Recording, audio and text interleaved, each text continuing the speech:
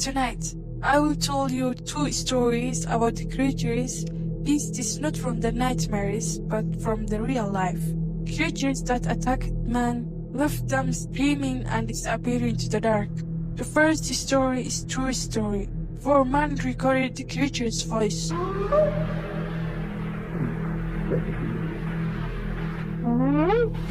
And years later, experts confirmed that the voice was real. The recording was made in 1970. So listen carefully, and if anything like this had ever happened to you, I wanted to share your experience in the comment section after you finish this story. The first story. This story happened in the United States, in the huge mountains in Sierra Nevada, California. High in those mountains, there's a small wooden cabin, a hunting place built in around the 1950, very long time ago. To reach that place, you cannot use a car. You cannot even walk there easily. The only way is by horse. The road is deep inside the forest through the mountains and valleys. You travel for 20 kilometers with hundreds of turns, and finally you reach the cabin. But that's not all. From there you must climb 1,200 meters, higher straight up the mountain. At the top the view is beautiful. Fresh air, silence, and the perfect place for hunters. And most importantly, money well there. The animal the man went to hunt. The hunters arrived. In the year 1971, a man named Moorhead and 3 of his friends reached the cabin. They are very happy with the place. They loved the weather, they loved the silence, and they loved that many deers were there. The animal they come to hunt. The second thing they loved was the fresh, clean water nearby. It was the perfect place. They settled there, never knowing how much they would regret coming. The nights began. The man started their hunting normally. They were hunting during the day, return to the city sometimes, and then come back to the mountains again. But every night something strange happened. The area was known for a mysterious creature called bear, a beast that made terrifying sounds in the darkness. At night, when they heard that beast's voice, they stayed inside the cabin and held their weapons tightly, waiting until the sound disappeared.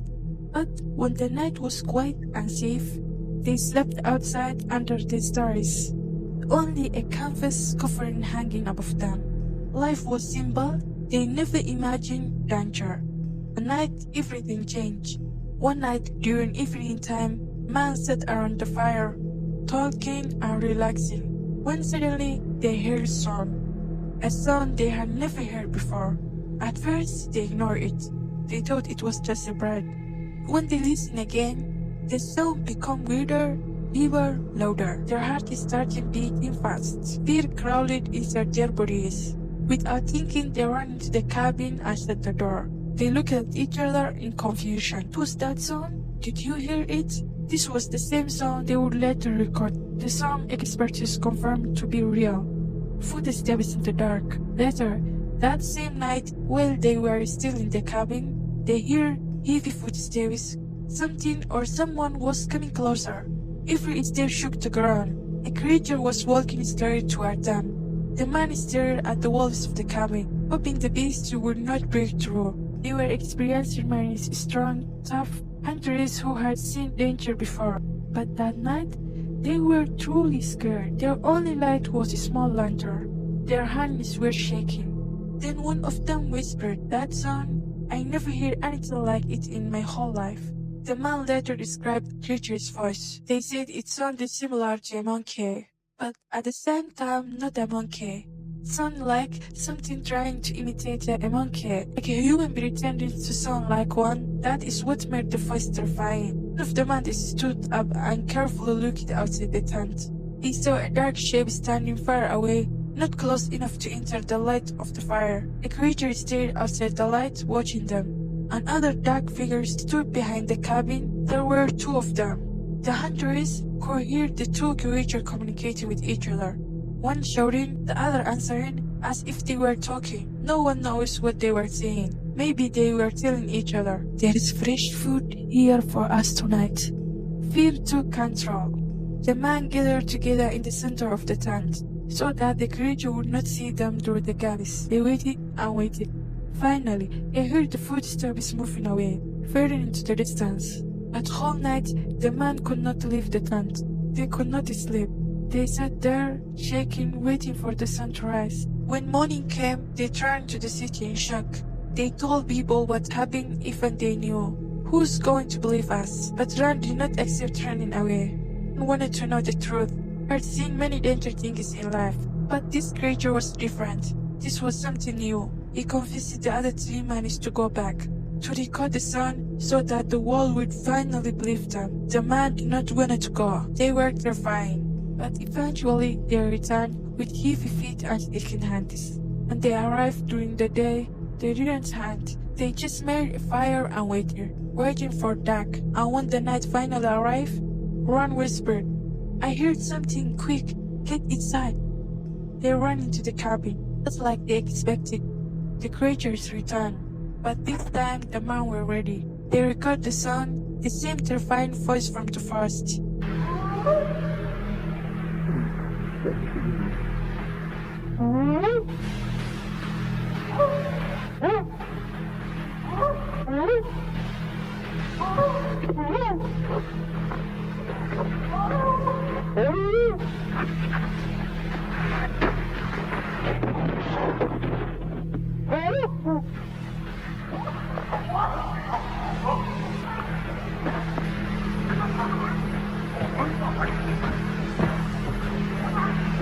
There's two of them across the creek at the big rocks.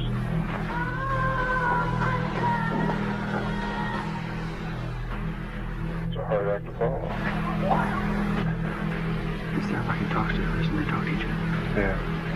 The recorded audio traveled all across the world, and one of the people who studied it was a man named Arlen, an electrical engineer, the man whose photo you see in the video, coming the record to check if it was fake, and he said, "I believe this recording is real. If this man is trying to fake the sound, I will know." But remember, this was recorded in 1971. Even Hollywood movies did not have this kind of editing back then. So the conclusion was clear. The voice was real. The creatures were real, but until today, no one knows what they were. Now we begin our second story. A story about a man named Bolan Gomez from Argentina. This happened on May 21st in 1950. This story is worse, because this one, the creature attacked and injured him. Bolan lived alone in one of the largest forests in Argentina. No car, no phone, no way to contact anyone. His family believed he was a little crazy, because who chooses to live alone in the forest like that? Even me, I would agree. If something killed him, no one would find the body until many days later. One day, Bolan went outside to cut wood. He needed firewood for his house. About 9 kilometers from his home, he found a tree he wanted to chop down. He started cutting and suddenly noticed scratch marks on the tree. Deep and long claw marks. He said to himself, "An animal did this? Nothing strange." But then he looked again and asked himself, which animal can reach this high? How tall must it be? He tried to ignore the thought and continued cutting. As the tree was about to fall, suddenly he heard a strange cry very close. Quickly looked around, nothing. No animal, no human, no movement. A cold feeling hit his body. Fear. He didn't understand what was happening. He thought, maybe I'm imagining things. I have lived here so long.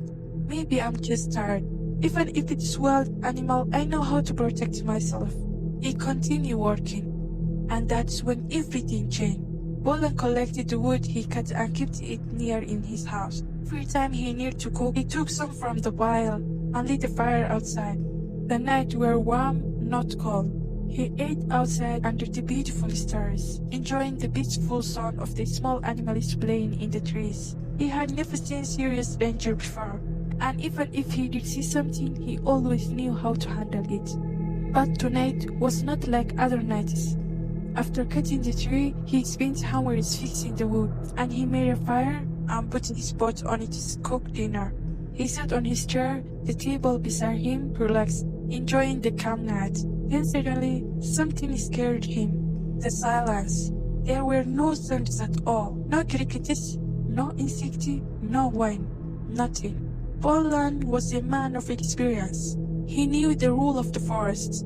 If the crickets are silent, it means a dangerous predator is near. Fear crawled to him. He stayed quiet, not moving, hoping whatever was out there could go away. After a moment, he stood up and slowly walked toward his house. He wanted to get inside before something happened. But as soon as he entered, he remembered the food outside on the fire. He thought, I should bring it inside and finish cooking there. So he went back outside. He bent down to pick up the pot. And at that moment, something hit him hard on the back. A powerful strike. He almost fell. He felt something holding his body tightly. He looked down, he saw hands. Left hand is covered in long black hair, each finger ending with huge sharp claws. Bolan froze in terror. He couldn't think, he couldn't scream, he couldn't breathe. Near him on the ground was the axe he used to chop the wood. He jumped forward to grab it and swing it toward the creature's neck. But when he turned around to attack, what he saw changed his life forever. It wasn't a bear. In front of him was a creature far bigger than the bear, with weird glowing eyes and a face that looked almost human. Half animal, half man. Bolan tried to run. The creature hit him again, a strong slap across the center of his head. His ear was torn open. Blood poured down his neck. He climbed on top of his wood shed next to his house, the highest place he could reach. He sat there, shaking, bleeding, looking around in every direction. The creature was gone. Just like that, silence again. The same deadly silence. He was so afraid that he could not climb down. He stared on the top of the shed the entire night, bleeding, alone, praying the creature would not return. Finally, the sunrise came, everything looking normal again, but he was weak from the blood loss. Slowly, he climbed down and walked away from his house. After a long struggle, he reached a lumber factory nearby. The workers saw him covered in blood and immediately helped him into a car and rushed him to the hospital. After several days in emergency ward, the police come to question him. He told them everything. I thought it was a bear at first, but it wasn't a bear. The face looked like human, with red eyes. I have lived in this forest for many years. I know every animal here, but that thing was not a bear. I have never seen anything like it in my life. The police officer did not believe him. He wrote in the report, injury caused by bear attack. The case was closed. But here is the horrifying truth. More than 30 people in that area reported being attacked in similar way. So what attacked Bolan? No one knows. People who lived close to that man said that the creature used to attack him many times. So people later give him the creature name, they call it Uukumar. They said if you search the name, you will find a very scary creature that looks like a monster. Now my dear listeners, these stories, most of them are believed to be real. But the confusing part is, what exactly was that creature? Could it be a mixture between a bear and other animal? If it really exists, why hasn't anyone clearly seen it? It makes it even stranger in the story of the first man who encountered it. If they had cameras at that time, maybe they would have recorded the creature, and we would know the truth today.